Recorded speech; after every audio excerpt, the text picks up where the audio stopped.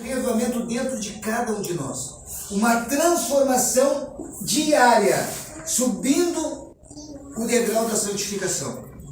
E a Taylor disse algo ali que me chamou a atenção quando se diz assim: sem uma transformação de caráter, não há salvação. Isso a senhora White fala. Como eu posso mudar o meu caráter? A gente tem acostumado algumas pregações e tem algumas coisas que algum tempo atrás eu dizia. Alguns pastores dizem assim: quem é salvo levanta a mão. Muitos levantam a mão, né? Já perceberam isso? Se eu fizesse aqui essa pergunta sem dizer isso, você ia levantar a mão. Aí eu salvo. O maior engano nosso é quando nós temos essa petulância de dizer que estamos salvos hoje. A senhora White diz que é o maior erro do cristão de se achar salvo hoje. Porque nós não somos salvos hoje. Porque nós precisamos de uma reestruturação. E isso vem em todos os aspectos: o aspecto mental, espiritual e, acima de tudo, o aspecto de saúde. Coisa que nós negligenciamos dentro da nossa casa. Isso é um fato bem claro, irmãos. Devemos fazer uma entrega do eu. Tudo que nós temos, nada pertence a nós. Temos que ter um relacionamento íntimo com Deus, uma busca constante de consagração, uma busca constante da luta contra o pecado que existe dentro do meu coração, que há nessa tendência pecaminosa, essa tendência carnal de querer fazer o que é errado. Eu tenho que, dia após dia, destruir ela na minha vida. Eu jamais posso dizer, irmãos, que eu não vou deixar de pecar nesse mundo. Eu posso pecar, mas agora dizer que eu vou viver a vida inteira pecando até a volta de Jesus, isso é algo que não é verdadeiro. Isso é falso. Eu e você podemos sim, pela graça e o poder do Espírito Santo, ser transformado inteiramente e não pecar mais. E não fazer mais a minha vontade, mas fazer a vontade daquele que me criou. Nós não devemos mais viver o assim diz o pastor, o assim diz a igreja no seu contexto. Eu devo viver o assim diz o Senhor. Amém. E o assim diz o Senhor é diferente. O assim diz o Senhor me mostra que eu tenho que fazer conforme está na Santa Palavra de Deus. Eu tenho que usar o estudo da Bíblia e meditar no estudo da Bíblia e buscar cada vez mais. Eu tenho que estudar a lição da escola sabatina para que a igreja alcance seu ideal performance, que é 100% do estudo diário. Olha como é engraçado, irmãos. Muitas vezes a gente não estuda a lição, mas eu tenho certeza que você estuda a Bíblia.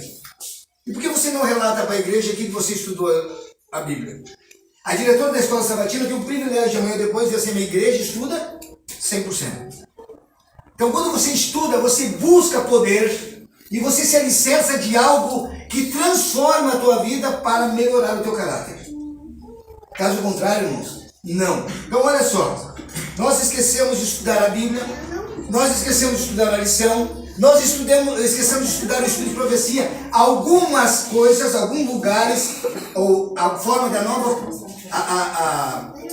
a nova teologia dentro da igreja dizendo que o estudo de profecia pode deixar de lado e que não devemos estudar a Bíblia, mas daí a Bíblia é conforme eu entendo, entendeu?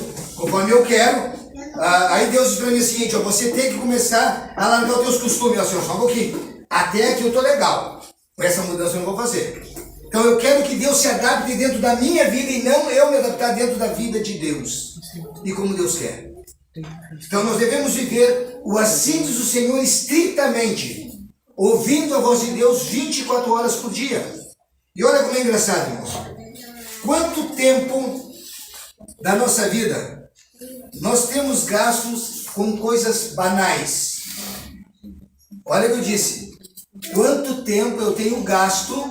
Gastar é perder, né? É não usufruir com coisas banais. Vou citar algumas. Divertimentos impróprios. Programas de televisão ilícitas. Nós paramos muitas vezes horas na frente de uma televisão. E desculpe se eu estou sendo um pouquinho mais, né?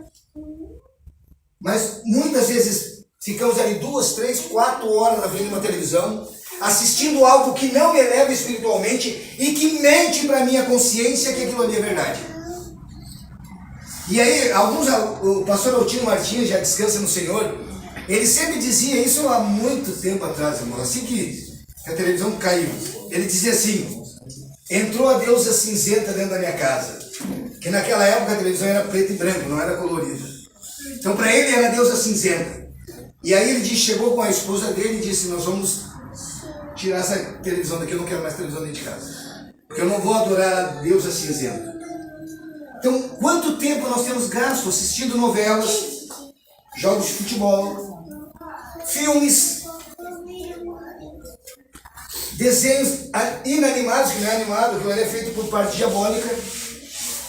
Quanto tempo você tem gasto nisso? E olha que eu estou falando gasto, irmão, não é ganho. Ganho eu só tenho quando eu estudo a palavra de Deus. Ganho eu só tenho quando eu começo a me aproximar de Deus. Ganho eu só tenho quando eu me aprofundo no Espírito de profecia. Ganho eu só tenho quando eu me aproximo de cada vez mais dos pés da cruz. E aí aquilo que antes eu queria fazer, eu não faço mais. A minha vontade deixa de existir agora, a minha vontade é fazer a vontade de Deus, porque me apraz fazer essa vontade de Deus. Enquanto algumas pessoas dizem que nós podemos ter a graça barata, né, a salvação barata, muitos estão comprando uma salvação do Paraguai, totalmente falsificada. E nós achamos que estamos vivendo no tempo áureo. Ah, que bom, nada acontece na nossa vida, na nossa cidade. Ah, que paz. Isso é mentira, Satanás ludibriando a nossa mente, dizendo que está tudo bem. Logo isso tudo vai acabar. Olha o exemplo, irmãos. Nós pegamos muitas vezes, acordamos 5 horas da manhã. Você pode acordar 4 horas da manhã, minha esposa acorda muitas vezes 3h30 da manhã, 4 horas para estudar. E eu fico dormindo do lado dela, e ela está estudando. Mas quando eu menos olho, já é 5 ou 5 horas da manhã. Já é 4, já é 9, já é meio-dia, já é meio-dia. E a gente está fazendo o quê? Nada. Você viu que nossos dias abreviaram? Vocês estão vendo que as nossas horas estão cada vez menor?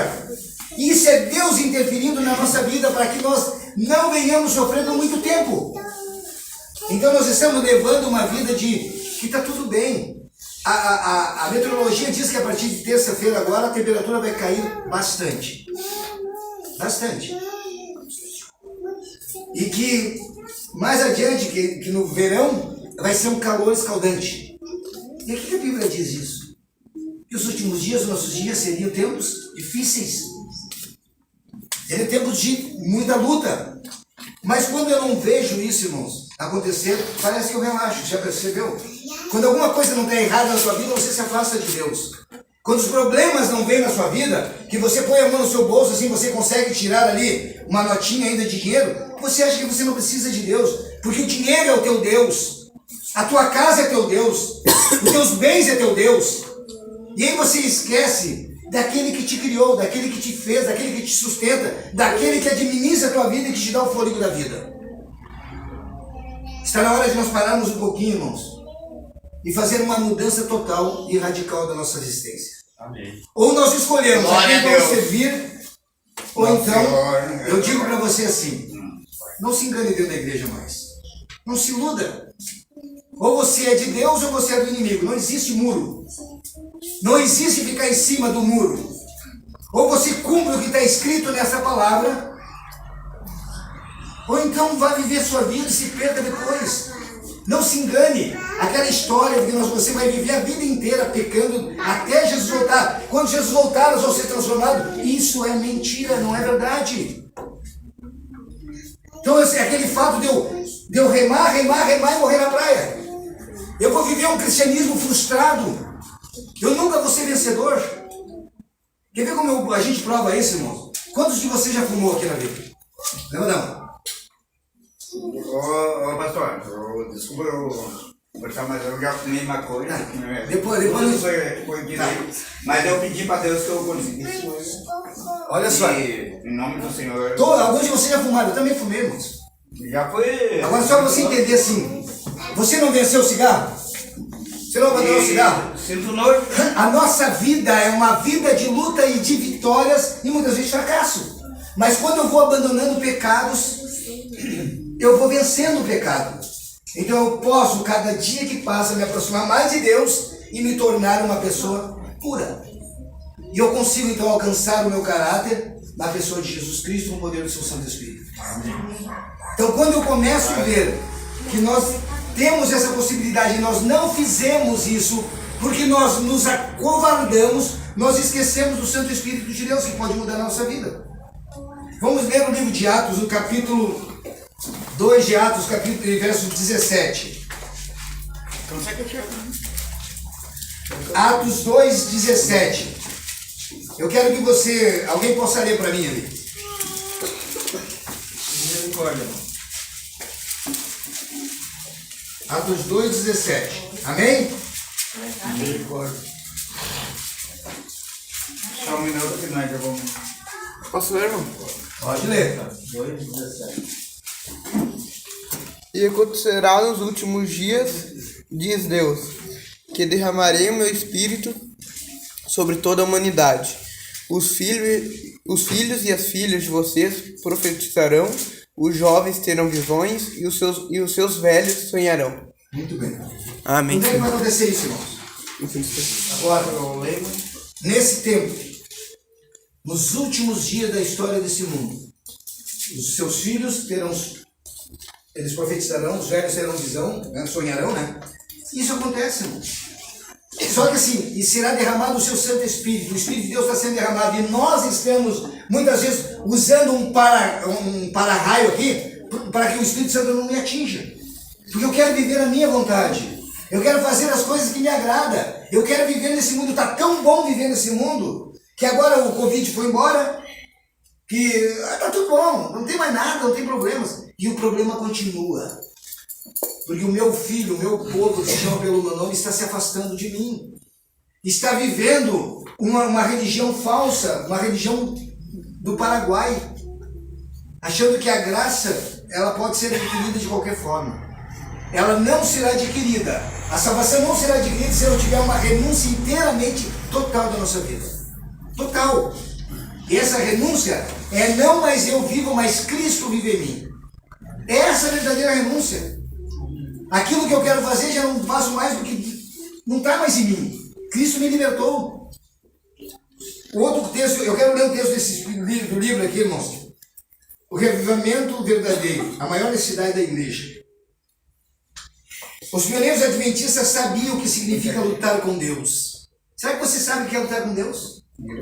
Você já lutou alguma vez com Deus, irmão? Os pioneiros daquela época sabiam como lutar com Deus. Por que eles sabiam? Porque eles queriam o melhor, eles queriam fazer o melhor para Deus. E seguindo diz o seguinte, eles lutavam com Deus em oração, eles clamavam a Deus em oração. E quanto tempo eu e você temos ganho orando a Deus? Quanto tempo eu e vocês temos nos colocado de joelho na presença de Deus, buscando para que Ele interceda na minha vida e que Ele me fortaleça, que Ele me dê força? Muitas vezes nós esquecemos de Deus, irmãos. Muitas vezes nós nem olhamos para Deus.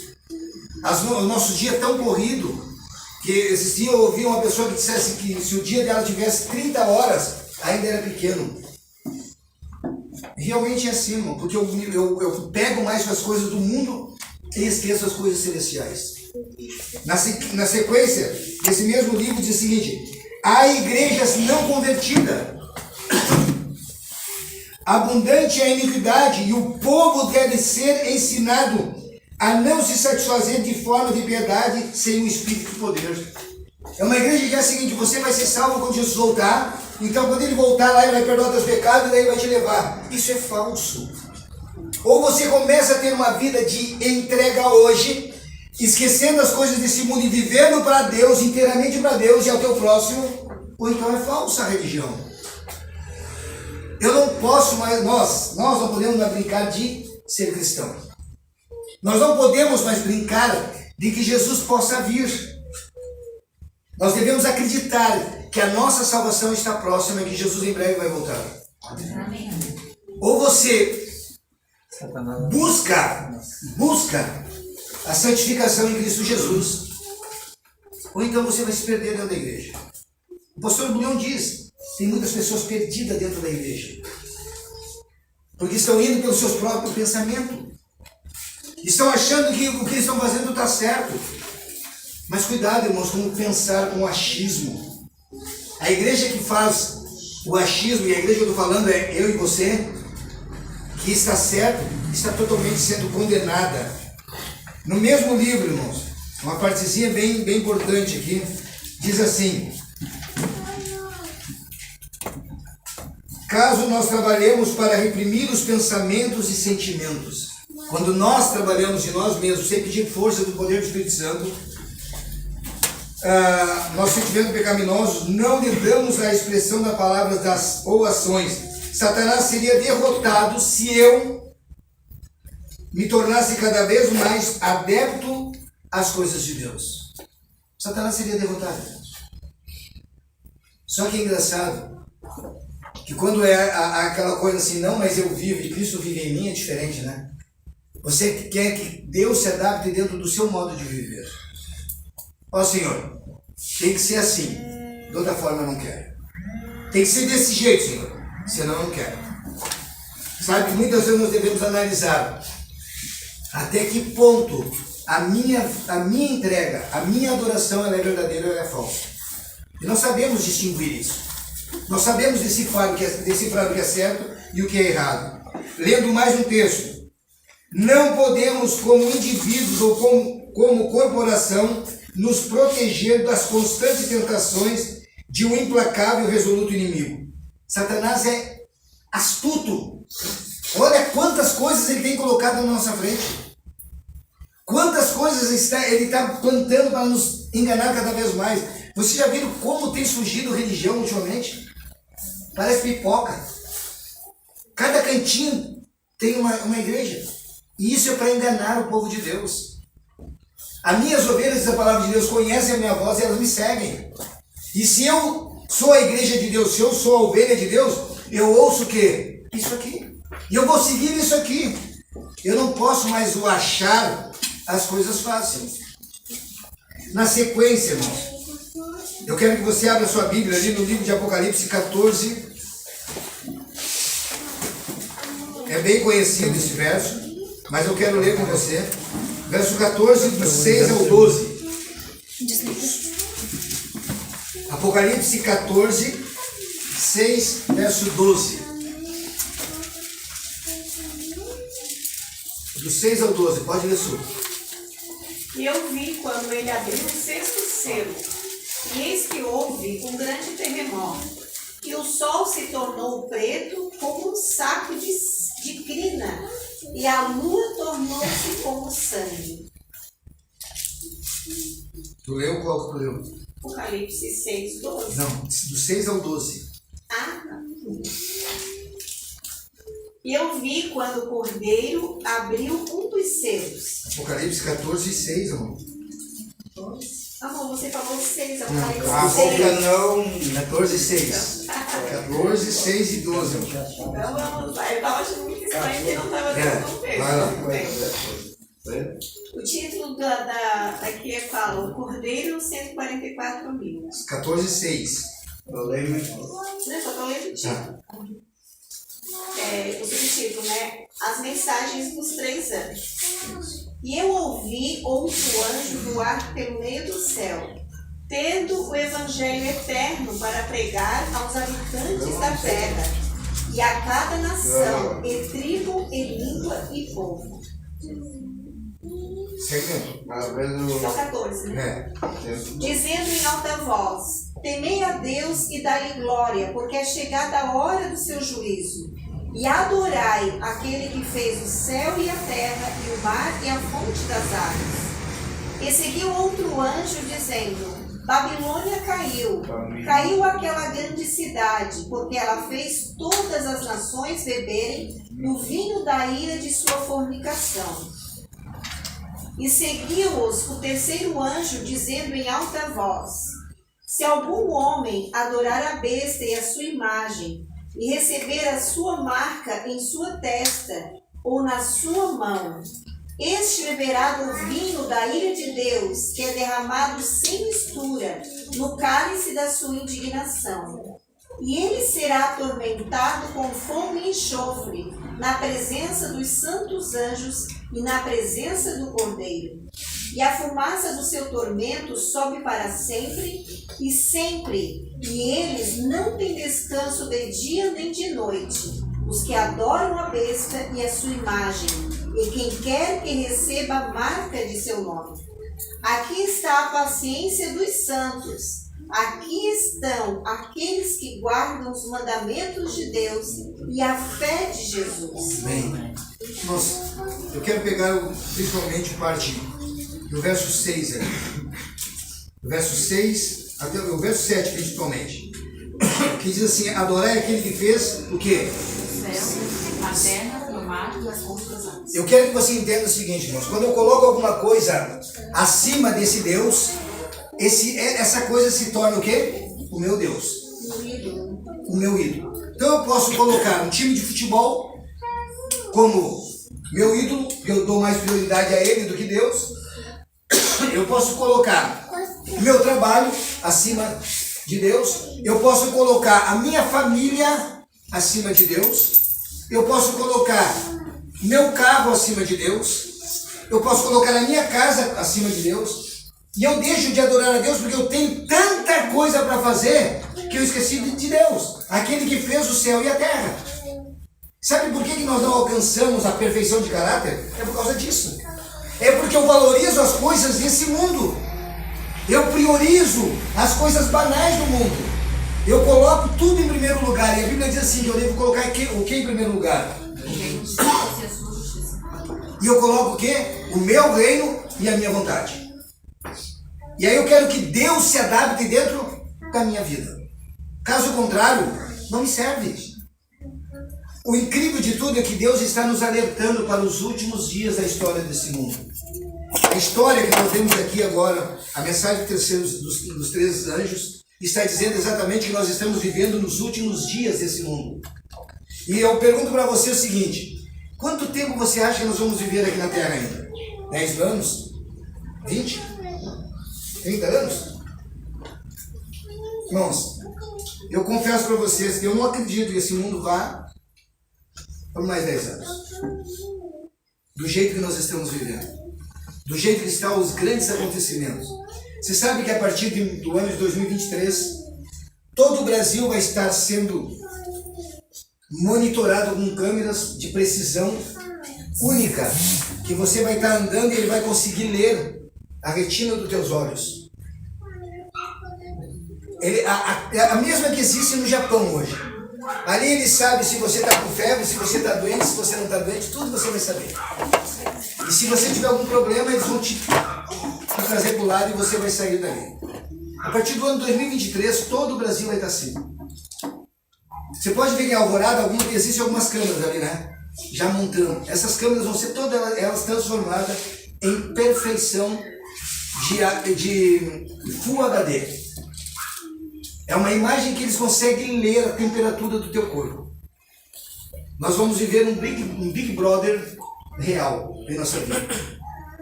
Você já percebe quando você vai no mercado e eles perguntam para você assim: tem o CPF na nota? Já percebeu isso? Por que você acha que é isso? O governo tem controle de tudo assim.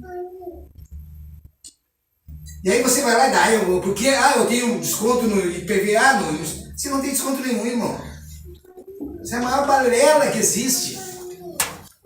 É uma mentira. Isso é para eles saberem quanto você está ganhando por mês, que o dia que você for declarar o teu imposto de renda, vai aparecer ali. Daí um dia aparece alguém lá: escuta, seu Vanderlei, o senhor mentiu aqui no imposto de renda.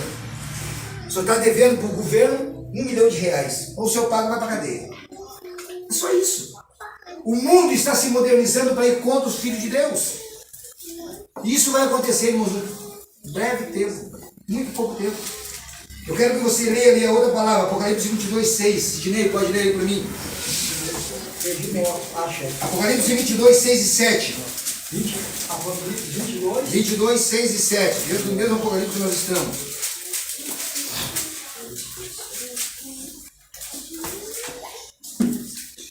Então. 6 e 7, né? Isso. Diz assim, então: ele disse-me: Estas palavras são fiéis e verdadeiras. O Senhor, o Deus dos mortos, dos santos profetas, enviou o seu anjo para mostrar aos seus servos as coisas que em breve hão de acontecer. Eis que eu venho rapidamente. Abençoado é aquele que guarda as palavras da profecia deste livro. Amém. Eis que vem como diz a Bíblia? O que é rapidamente, irmãos? É muito rápido. É como se, irmão ali que está na porta. Irmão, apaga a luz. Isso é rápido. Acende a luz. Isso é rápido. É essa rapidez que Jesus está vindo. Agora há pouco tempo ali saiu. Os cientistas estão apavorados com o que está acontecendo na constelação de Órion. Eles estão ouvindo gemidos inexprimíveis, coisas que eles nunca ouviram. Está acontecendo agora. E alguns deles, eu ouvi até ali um pedacinho que eles colocaram, é uma melodia profunda que arde o ouvido. E aí a gente pensa que Jesus está demorando para voltarmos. Você acha que nós vamos viver 10 anos aqui na Terra, irmãos? Jesus está voltando e Ele está nos dando a oportunidade de mudança de vida. Estamos vivendo nos últimos momentos da graça desse mundo. Logo tudo vai acontecer. E aqui diz assim, eis que veio rapidamente abençoando aquele que guarda o quê? Esta palavra. E a palavra de profecia do livro. Que profecia é essa? Os livros do Sr. White, que está sendo abandonado pela igreja. Que os irmãos da igreja não estudam. Porque acha o seguinte, né? Isso aí a gente ouve muitas vezes assim que isso aconteceu comigo. Há 15 anos atrás eu dizia assim, olha, a senhora White existiu para 3 tempos. O tempo dela, o tempo até 1950 e depois para cá. Isso era o que eu pensava. Hoje eu vejo que a senhora White, ela é diariamente, a mensagem diariamente para nós de todos os livros dela. Todos. É presencial. Parece que ela está dizendo direto para mim o que está acontecendo. Só que eu não estudo. Porque eu não tiro tempo para estudar a palavra de Deus. Eu estou vivendo um cristão moderno. Eu estudo na igreja sábado, domingo e quarta, tá bom. Não tá bom. Igreja não salva você. Pastor não salva você. O que salva você é Deus, é a palavra de Deus. Isso salva você. Por isso nós devemos viver o assim diz o Senhor. Quero que você abra ali Apocalipse 3, 14 ao 22. O último texto de hoje. Bem conhecido da igreja. Pode ler alguém que achar aí, irmão. Apocalipse 14, 20, até o 22. Amém? Amém? Amém. Carta à igreja de Laodiceia. Ao anjo da igreja em Laodiceia escreve: Essas coisas diz o Amém, a testemunha fiel e verdadeira, o princípio da criação de Deus. Conheço as tuas obras, não és frio nem quente. Quem dera fosse frio ou quente. Assim, porque és morno, e nem és quente nem frio, estou a ponto de vomitar-te da minha boca. Segura só um pouquinho. Quem de vocês já comeu comida morna? Todo dia. É ruim, né, irmão? Não, eu já não consigo comer. Vai, nossa vontade hoje. É ruim, né? A comida morna eu acho ruim, a água morna. Olha só, imagina você chegar numa comida morna. Assim. Agora, imagina uma comida boa, feita na hora. Sabe uma comida feita na hora? É muito melhor, não é? Então, assim, vou dar outro exemplo. Já tomou, quem tomava café preto, ou quem toma café preto ainda, ou chá, alguma coisa morna, é ruim, não é? Toma uma salmoura morna, pra você ver. Você vai vomitar até o que não tem. É isso que Deus está dizendo. Ou você é quente, você é um cristão de verdade, genuíno, sem ser do Paraguai, ou você é um cristão do Paraguai, falsificado. E é esses que eu vou vomitar na minha boca. É esses que eu não quero que me acompanhem. É esses que não estarão comigo no paraíso. Segue lendo, Caio. Pois dizes: Estou rico e abastado, e não preciso de coisa alguma. E nem sabes que tu és infeliz, sim, miserável, pobre, cego e nu. Aconselho-te que de mim compres ouro refinado pelo fogo, para te enriqueceres, vestiduras brancas para te vestires, a fim de que não seja manifestada a vergonha da tua nudez e colírio para ungires os olhos, a fim de que vejas. Eu repreendo e disciplino a quantos amo. Se pois zeloso e arrepende-te. Verso 20. Eis que estou à porta e bato. Se alguém ouvir a minha voz e abrir a porta, entrarei em sua casa e cearei com ele e ele comigo. Ao vencedor dar-lhe-eis sentar-se comigo no meu trono, assim como também eu venci e me sentei com meu Pai no seu trono. Quem tem ouvido, ouça o que o Espírito diz às igrejas. Amém. Amém. Irmãos, olha bem. Eis que estou à porta e bato. Você sabe que naquele tempo de Jesus, nos nossos anos anteriores, quando uma pessoa batia na porta, não era porque ela estava trazendo uma notícia boa. Não era, irmãos. Era uma notícia triste. Quando alguém batia, ou a pessoa abria rápido, ou então alguma coisa acontecia. Hoje é a mesma coisa. A Bíblia diz assim: eis que estou à porta e bato. Que porta é essa que Jesus está batendo? É a porta do nosso coração, irmãos. Do nosso entendimento, dos nossos pensamentos. Ele está dizendo: estou batendo a porta para dizer para vocês que eu estou voltando. Ou vocês abandonem o mundo e as coisas desse mundo, ou então, infelizmente, naquele dia eu vou dizer para você: afasta-te de mim porque eu não te conheço. E aí você vai dizer: Senhor, mas eu era Santa Bárbara, eu fazia isso. Ele vai dizer: quem é Santa Bárbara? Quem é isso? Não conheço isso. Já tinha olhado aqui, né? Tá. Cadê a igreja? Cadê Santa Bárbara? A Jardim Alvorada não existe para mim esse nome. Ah, mas senhor, mas lá eu ajudei pobre. Eu não vi isso. Tu ajudou por interesse. Tu ajudou porque tu estava querendo comprar salvação. E a minha salvação eu não estou vendendo. Eu estou dando para aqueles que fizeram a minha vontade. Aqueles que lavaram sua vestidura no sangue do Cordeiro. Aqueles que aceitaram Jesus como Salvador pessoal. Aqueles que viveram um caráter puro, digno e que foram fiel até a morte. É esse que vão estar no céu. Caso contrário, irmãos, estamos vivendo uma religião falsa. Uma religião sem fundamento. Uma religião que nós vamos nadar e vamos ver alguns subindo e nós vamos morrer na praia. Sabe, tem algumas coisas que diz assim: a única palavra que eu não queria ouvir de Jesus é dizer assim: afasta-te de mim porque eu não te conheço. Como eu gostaria de ouvir, como eu quero ouvir aquela que diz: vinde benditos de meu Pai. Amém. Esse é o nosso desejo, irmãos. Mas para que isso aconteça, nós devemos transformar o nosso caráter agora, não amanhã. Hoje, não daqui a pouco. É hoje dizer: as coisas que eu quero fazer na minha vida eu não vou fazer mais. E as que eu não quero, isso eu vou fazer porque é o que Deus está mandando. Amém. Que Deus abençoe essa igreja. Que Deus fortaleça cada um de vocês. Amém. E que vocês possam dizer a Deus nessa manhã: Senhor, toma o meu coração, transforma a minha vida, purifica o meu ser, para que eu possa me achar na presença do Senhor quando tu voltar. Amém. Que Deus abençoe, irmão. Nós vamos cantar o último hino.